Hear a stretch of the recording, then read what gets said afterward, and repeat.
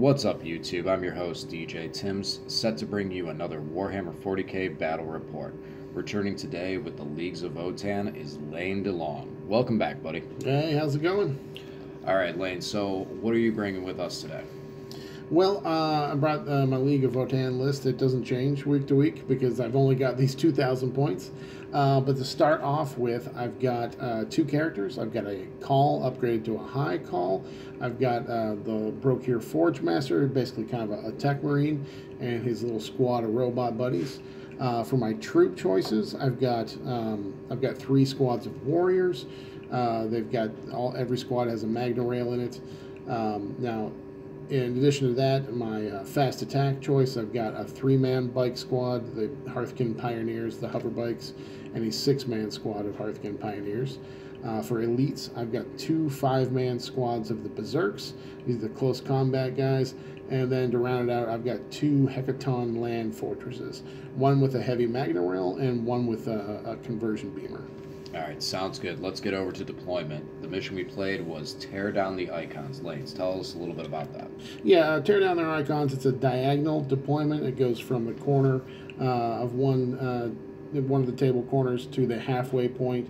And there are 5 objectives. This is a hold 1, hold 2, hold more mission, and the bonus primary for this one is setting the explosives, where if you get into your opponent's half of the board, any unit can set an explosive, and if that explosive is still there at the end of the game, you get 4 points for it. Yeah, we definitely did not have any time or opportunity for any of those, as you'll soon see. Only time for killing. All right, so first, before we get into the actual game, we both had pre-game moves. Lane won the roll-off to be able to go first, and so knowing that, I had to move, knowing that, he moved his army, prepared to go first. I moved my army, preparing to go second. Necrons behind the wall, hiding, brought my Tomb Blades back in. Lane went heavy onto to objective number 4. What made you want to go that direction and build that flank?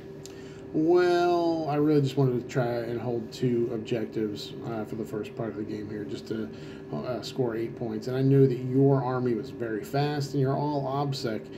You've got a lot of fast units. You've got Wraiths, you've got Tomb Blades, you've got Scarabs. All that stuff's going to be coming at me and trying to steal my objectives. So I wanted to make sure I had a lot there. Now, on top of that, talking about OBSEC, the bikes are all objective secured as well as your infantry, right? Correct, yeah. The bikes are OBSEC in the infantry. All right, so with that being said, if you would have went second, would this have changed anything? I wouldn't have put the group of Pioneers so far forward, so close to you, because Right. you have your 6-inch pregame move, plus your movement, plus charges. So I probably would have held back, similar to that little 3-man bike squad is on top of the building. Do you think you would have went more into center, try to hide behind the wall? Do you think you would still gone after objective marker 4? That 6-man squad I would have staged for a counterpunch, really. I think that would have been my plan with them. All right. So bikes being out there, turn 1, they're shooting. 8 Scarabs right in the center, eliminated fast. 1 rezzed. 1 came back to be able to give you the 3 points on no prisoners. Solid opening, not really giving me much to work with from there. Brought the Necrons out to charge into those bikes, Wraiths, everything. You knew that we had to know the bikes were going to probably die in this situation coming out. Yeah, so one of the strategies I've been practicing and playing around with and trying to make use of is the 6-man bike squad. They got the full chapter master rerolls from the High Call, and that stays through the entire battle round until the next command phase. And the Leagues of Votann have some really juicy stratagems. First of all, most of the units, any unit that really has a scanner on it, which is infantry, bikes, and the Hecatons, they can Auspex scan similar to a Space Marine. For 2 CP, they can shoot something that dropped in from reserves within 12 inches. So that's a great place to use a couple CP to pick up an extra unit. Especially with that 6-man bike squad, you're getting 48 shots and re-rolling all hits. I also have reactive reprisal stratagem for 1 CP for the infantry, 2 CP for the bikes. I can shoot back at an enemy unit immediately after it shoots me. I can only shoot the enemy unit that has targeted me. It can only be a viable target. And that unit that does the shooting my unit that does the shooting in that case loses its next command phase, or it's not next command phase, but it's next shooting phase. So it won't be able to shoot in the next turn. But if I know that unit is going to get killed either by shooting or charging, it's a good way to get a little extra efficiency out of them by being able to attack one more target before they go. Right, and so my play was to kind of just I brought the Tomb Blades and the Wraiths over in the center. The Catacomb Barge that was hiding over on 1, which I'm not 100% sure why I deployed him over there. I popped the Veil to bring him over and be able to draw a lane. I needed those bikes removed. Objective secured is my game. That's my territory. That's what I do. Get your objective secured stuff out of here.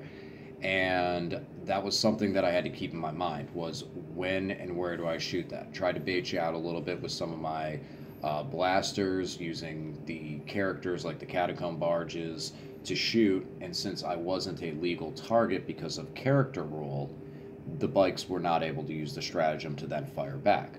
So I was able to hit a couple of bikes and their 4+ armor save, get some of them out of there before unleashing the Annihilation Barges to try to finish them off. Yeah, it just didn't make sense at any point to spend the 2 CVP because you're kind of firing a few small units at him and picking them down. For folks that think Votann are overpowered, both the infantry and the bikes have 4+ armor saves, so massed fire really does chew through them. And those barges put out a lot of shots with exploding 6s and all that sort of thing. And even though there's no AP on them, they have a high strength, so they are usually wounding on 3s. So a little more shooting that went in, took one of the bikes out of the second squad that had the 3 in it. Left one bike just off the objective marker is kind of where I stopped shooting at them to leave that one left to be able to get the charge with the Tomb Blades and the Wraiths, finishing off the last bike with the Wraiths and being able to then pile in to have more units on the objective than you did to take it away from you, and almost lost my Tomb Blades.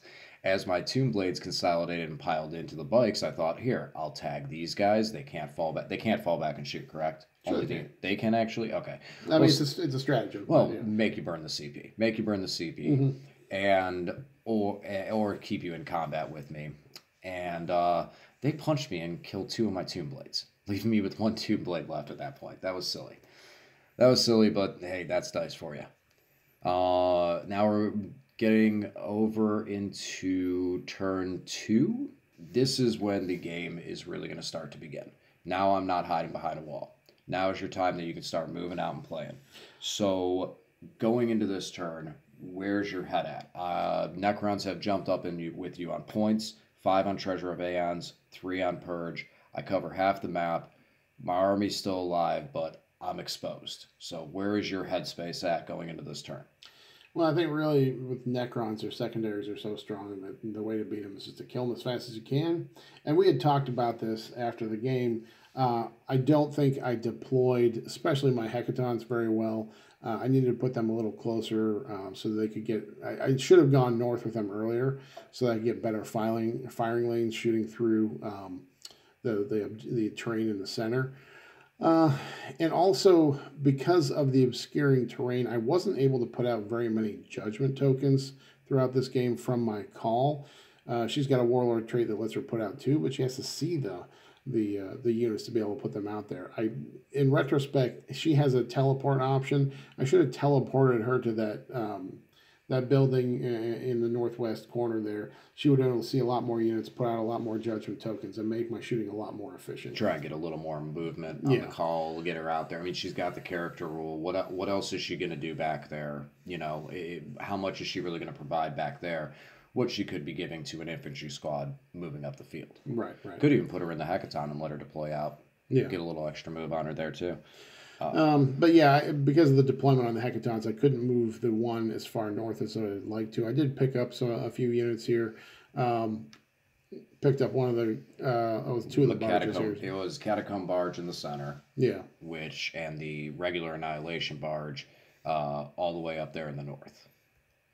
So yeah, both of the barges down. A couple of the Wraiths got beat up by a little bit of your shooting. I think some of the stray shooting on the Hecaton might have picked up one of them. Tomb Blade's gone.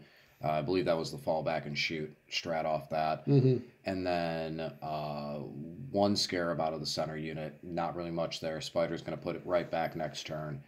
and then the infantry charged the Wraith.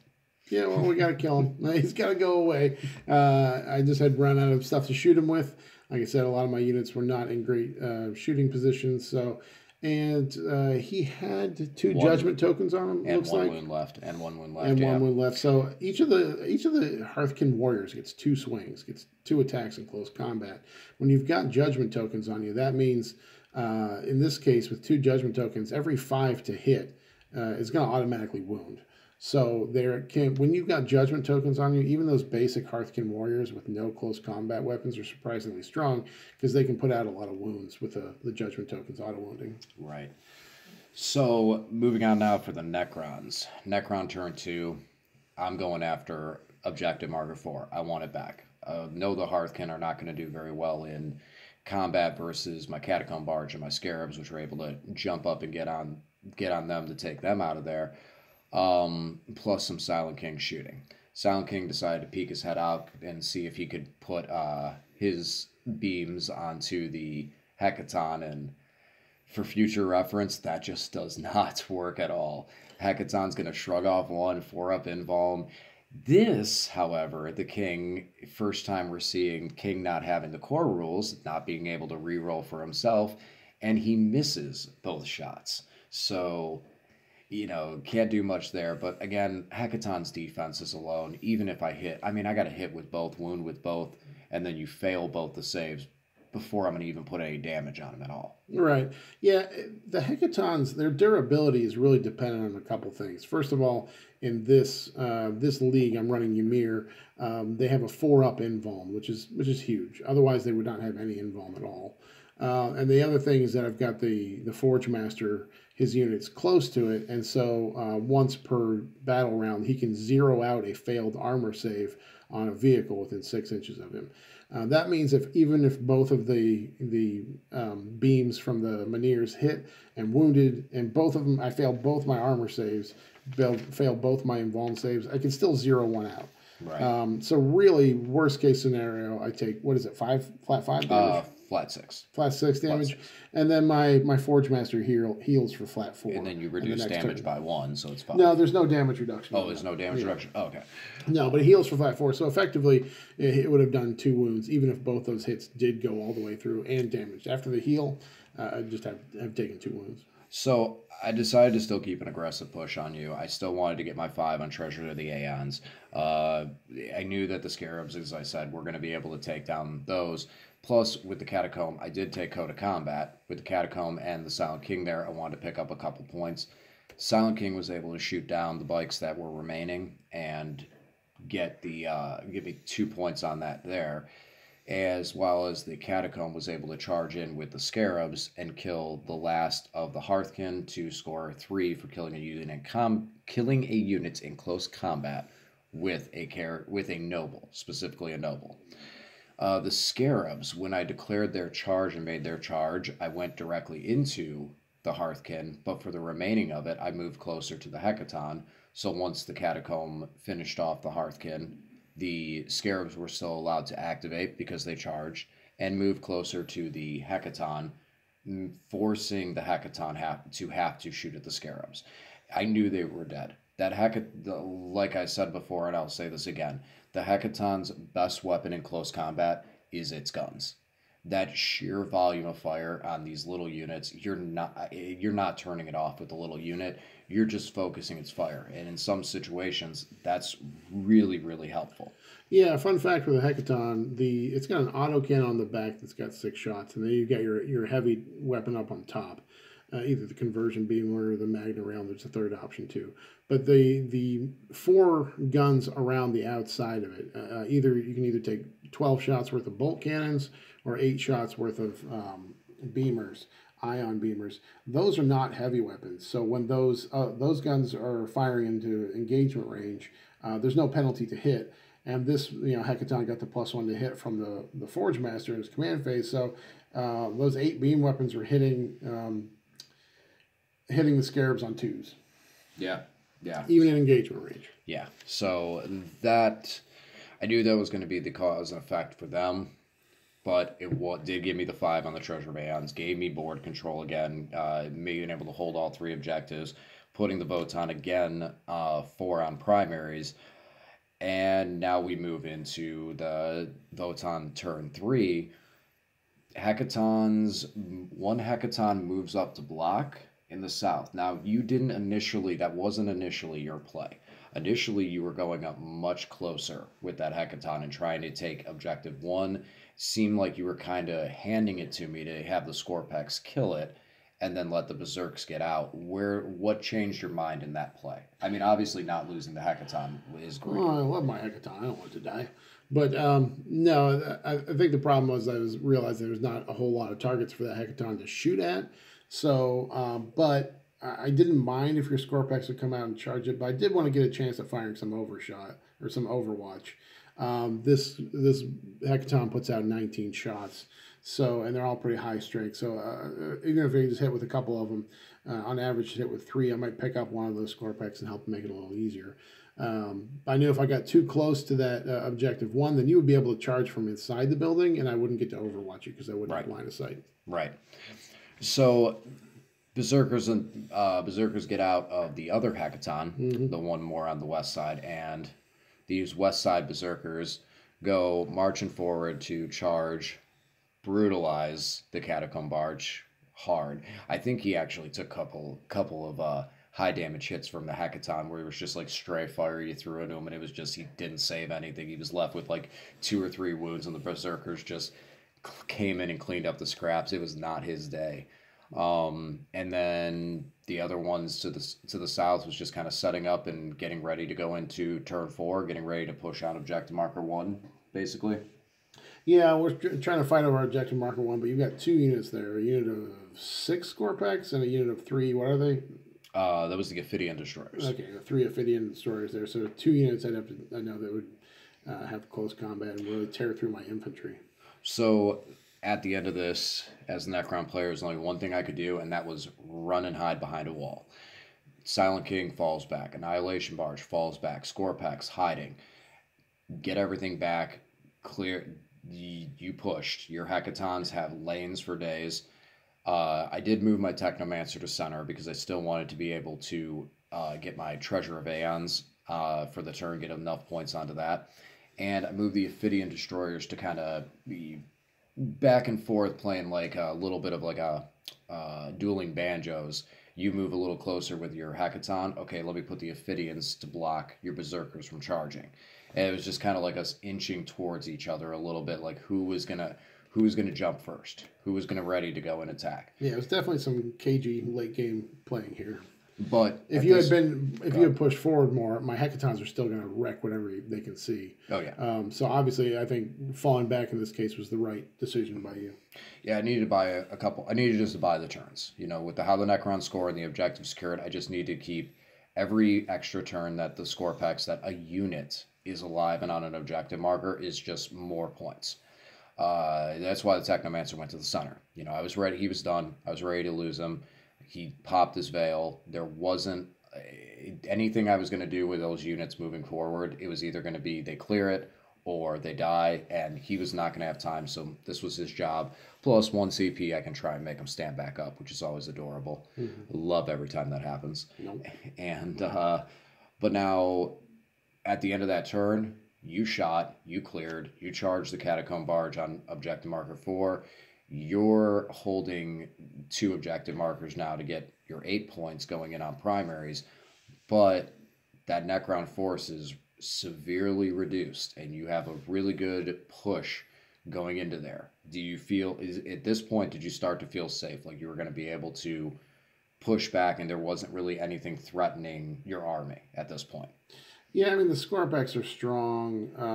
I didn't feel like there's much of a shooting threat. There's one of those Catacomb Barges, and then the Silent King. That's the Annihilation Barge. Annihilation Barge, yeah.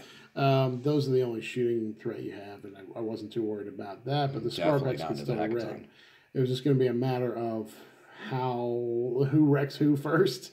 The fun thing about the Berserks is they fight on death for free. So even if they charge in and kill one thing and something charges in to kill them, if they're not being picked off and shooting, even if my opponent charges the berserks and kills them in combat, they'll get to fight back anyways.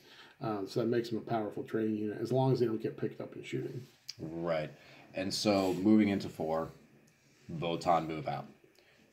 Now it's your turn to look like I was turn 1 and 2. We got troops covering the center. You got just enough Hearthkin up there to out-obsect me, out-model count me. Hecaton moves up onto objective marker 4 so that the berserks can bounce off, because you still have to get that get the objective marker, the orange ones, which were for, what was that, secondary? Yeah, my secondary lake claim. I have my Lake opponent claim, put out 3 objective markers. If I hold them at the end of the game, I get 5 points for each one. So it's really relies on me killing my opponent off the table. so I'm free to walk up on him. Right. So you're making that push there. Berserkers did get out of the Hecaton to the south. Hecaton moves up around the corner. Yeah, I was trying to be cheeky here and get a little extra value, get a little greedy as one does sometimes. What I originally was going to do was just charge the Berserkers into the 3 Ophidians and to wipe them and have the Hecaton shoot at the Scorpex, but I thought it'd be, for some reason, decided I was going to try and shoot the Ophidians, the 3 Ophidians, and then the Berserks would charge the Scorpex. So I put all the small fire in the Ophidians and 1 cheeky Magna Rail into the Scorpex. The Magna Rail did pick up one of the Scorpex, but my dice, I put 18 shots in the Ophidians. Should have been hitting on 3s, but I rolled a whole bunch of 1 and 2s. I only got 4 or 5 hits out of that, so I only ended up picking up 1. I wanted to clear the Ophidians out so I could charge the Berserks past them into the Scorpex. So that didn't really work out. I still was able to have my Berserks charge the Ophidians and wipe them out in combat. But that left the Scorpex there, still 5 strong. They were going to be able to follow up on me. Now now to the north, the other Hecaton went at the Silent King. Now the South Hecaton, yes, I tell you right now, those dice that was an ugly dice roll. That was an ugly dice roll.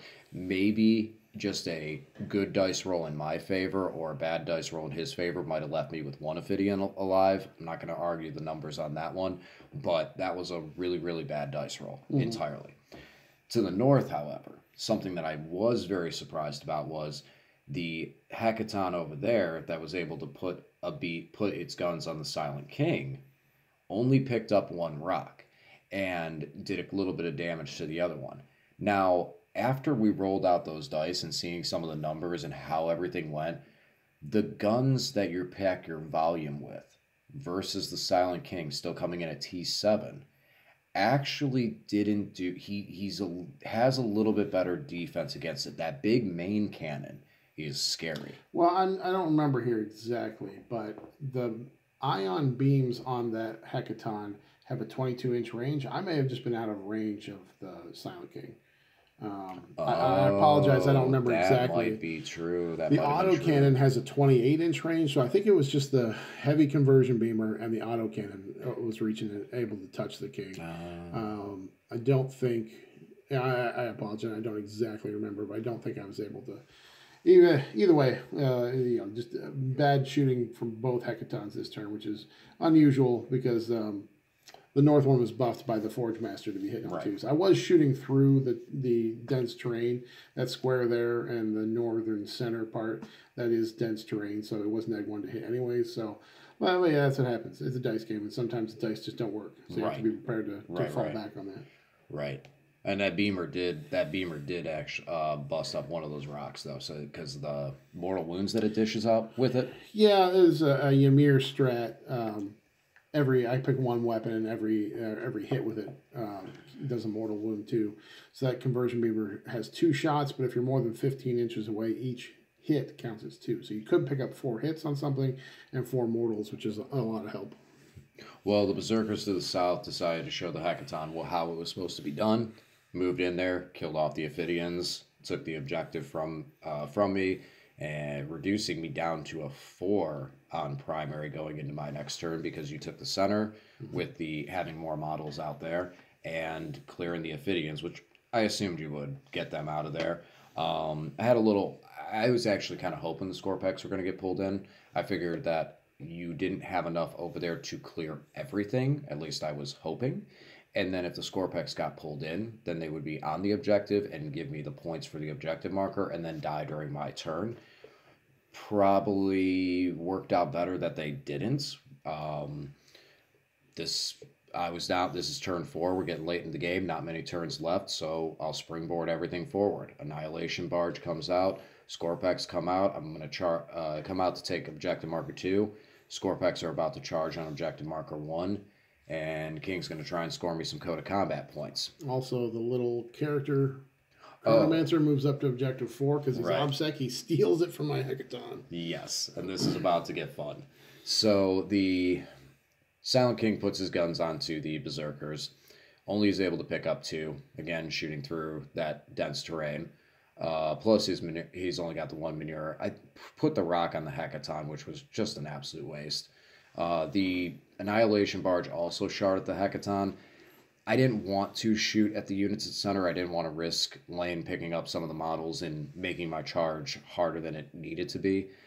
And so I just burnt it into there. But I also wanted that barge to be within range of the objective marker. So when you inevitably cleared the Scorpex, I still was able to have an objective secured unit out there to control it going into the next turn.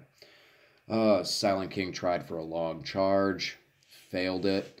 Scorpex picked up a longer charge, killed the unit at center, consolidating into the other one at the end, and down on objective marker 1, the Scorpex charged the Berserkers, killing the entire squad of Berserkers and triggering their special rule. So here's the thing, and we were kind of looking at the rules for this. The Berserk's special rule for fighting on death is essentially the model is counted as destroyed, but before removing it from the table, they get to fight on death if they haven't fought yet. And the rule for giving out judgment tokens, it's not at the end of a phase or anything. Oh, yeah, I forgot about this. If a unit kills one of my units, it gets a judgment token. So those Scorpex did not have a judgment token on them yet. They killed my my Berserks, got the judgment tokens, and then the Berserk fought back on death. That may need an FAQ or clarification, but I think we both agree because we looked at the rules together. That's how it works. Yeah, the way it's stacked, it definitely looked like after they killed the Berserkers, they triggered getting a judgment token, and then the Berserkers got to fight on death. Yeah, the Berserkers count as being destroyed, but are not removed from play. And he wiped the whole unit, so they would get to fight back, and then Votann have a stratagem, a 1 CP stratagem that lets any unit heroically intervene. In this case, because the Silent King failed to make the charge on my Berserks, they were able to heroic into that Chronomancer, right? The character? Technomancer. Technomancer. They were able to heroic into him and chop him up pretty good. He died. Or did he? 1 CP. Tap on a 4-up. The character stands back up at the end of the phase. And he most certainly did. Coming back, standing up, taking the objective once again from the Hecaton. And the dead Berserks only managed to pick up 2 of the Scorpex in the southeast corner there. Yes, and then I moved the Scorpex into the Hecaton just to be able to... I wanted to make sure that it was going to only shoot at the Scorpex, that it wasn't going to shoot downwind and pick up the Silent King, pick up the Annihilation Barge. I was having hopes that maybe the Silent King could shoot down the last of the Berserkers or charge them and pick up a couple of code of combat points. And I didn't want that Annihilation Barge to go away. 12-inch move, flying, OBSEC unit. I need that late into the game. And then the Scorpex just piled into center to make Lane have to spend CP to fall back and shoot, or keep these guys in combat with me. And the last model from the other squad ran away from leadership. So now we're going into the final, turn 5. Berserks move up north to try and be there to hold your lay claim objective, I believe. Yeah, a little orange token there in the dense terrain. And also, I mean, we figured we're going to fight that Silent King anyways. And then, let's see. And then I got the characters getting on the action. Both the Forge Master and the Call are setting up shooting and charges on those Scorpex in the middle there. Yep. And then the Hecaton to the south isn't able to move off to one of those objectives, because if he moves off to take lay claim objective, Scorpex live. If he moves off to take objective marker 1, he doesn't, because Scorpex live. So he's stuck to just shoot and is also locked away from the objectives. Now, one thing And with those lay claim secondary objectives, I have to hold and control the objective. So even though DJ and the Necrons, they could hold that objective, they wouldn't score points from it. They can deny me from having right, it. I don't have right, to just right, right. be there. I have to control the objective. So if he has an OBSEC unit on it with me, then I don't get to hold it. Right. So a little bit of shooting from the Votann. Yeah, effective shooting here. The Forge Master has actually a pretty good gun. If something has a 3-up armor save, it's a graviton rifle with 3 shots, strength 5, AP 3, 2 damage. If you have a 3-up save, it's 3 damage. So he picked up 1 or 2 of the Scorpex. The Call fired a few shots. The remaining Hearthkin Warriors fired a few shots, picked a couple of them up. Fall back and shoot strat. Your Technomancer would pop back up at the end of the phase. Had to pop up out of engagement range.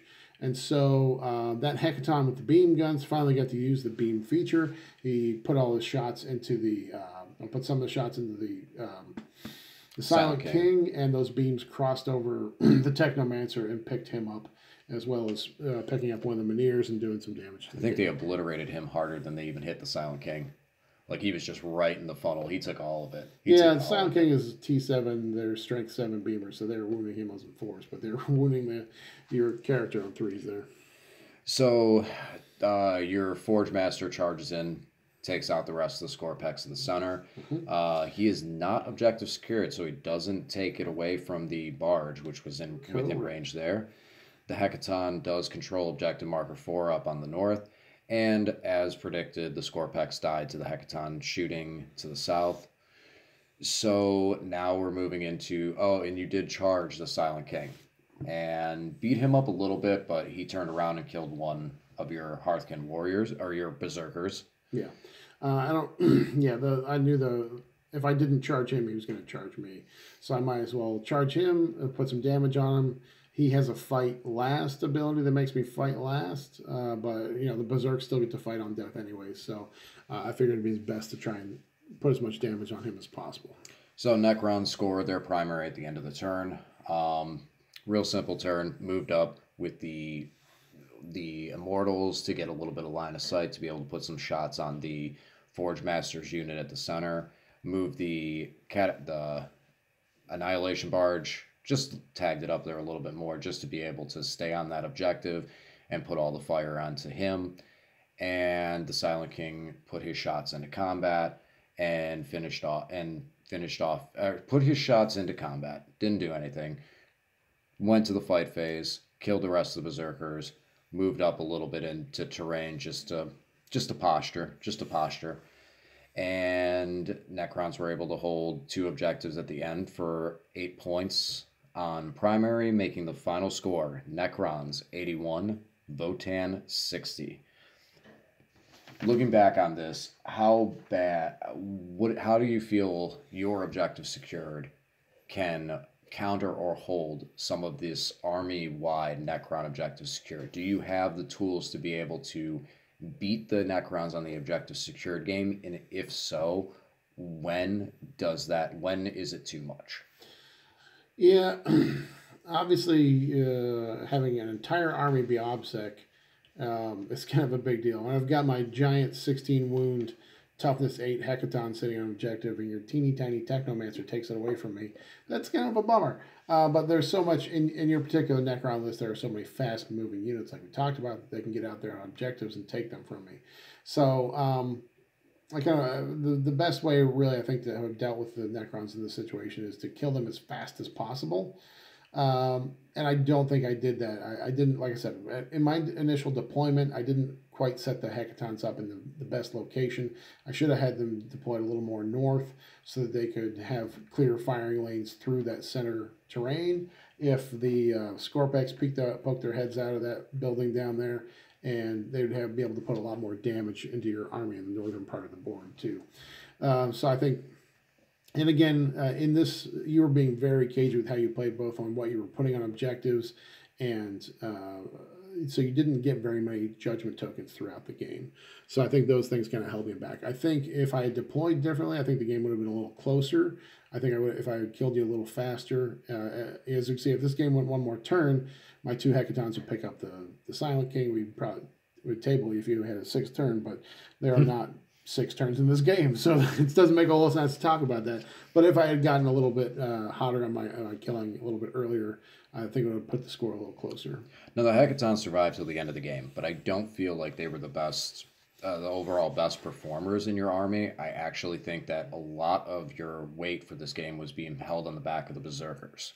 Them being able to clear things off objectives, also being a unit that put bodies on objectives. You know, units that charge are on objective markers, so they clear out. It doesn't matter if your objective secured or not. You have a unit there, you take it. I feel like they were very strong, and they were very critical. Do you feel like they did everything that you wanted them to do? Do you feel like they overperformed than normal, underperformed? Where were they kind of standing for you? Oh, I think they're great, and we talked a little bit about this earlier, but as long as you don't have too many shooting units that can take them out in shooting, they're great trading pieces because they can go in. They have 2 attack profiles. A 5-man squad can either put out 15 2 damage attacks or 30 1 damage attacks. Being able to choose between those against damage reducing targets is always huge. And then the fact that they fight on death for free is a big deal. So if I put them out there and they wipe something and then are charged in the next turn, even though my opponent would charge them and get to fight first, they're still going to fight on death. So as far as efficiency, that means they pick up 2 units in exchange for them. I'd say the only thing that really surprised me coming from the Necron side was just the durability that the Silent King actually did have in this stuff. Other than that, some of my units that had a chance to have a hero moment just ran into a wall. The Catacomb Barge getting it beat up at center, or the Catacomb Barge that's in your objective. They had their times that they were like, oh, here's our chance. We can score some points on Code of Combat, and it just did not happen. And that's something to see with the nerf, them not having core anymore, not being able to get +1 to hit or rerolls off the Silent King really affects their damage output a lot. Going forward with it, still think I still like them a lot. I still like they hit on 2s. They do a lot of work still. Just their moments to be a hero, they definitely fell very short. With that being said, starting over with the Votann, was there anything that surprised you from your army? You've played a couple games with this, quite a few games with this army already, and so you've kind of gotten to mash out in opportunities where stratagems and the moments where you kind of look at something and go, oh, that's how this works, and you see the stratagem that you never understood, and then the scenario happens. Was there anything in this game that surprised you from the Votann that you haven't done previously that you may apply going forward? Well, I'd never used the heroic intervention strat before, which in this game came out really nice, being able to pick up that character. And even though you revived it, well, you can only revive it once. One time. I killed him dead twice, once with the Berserks and once with the beam feature on the beam weapons.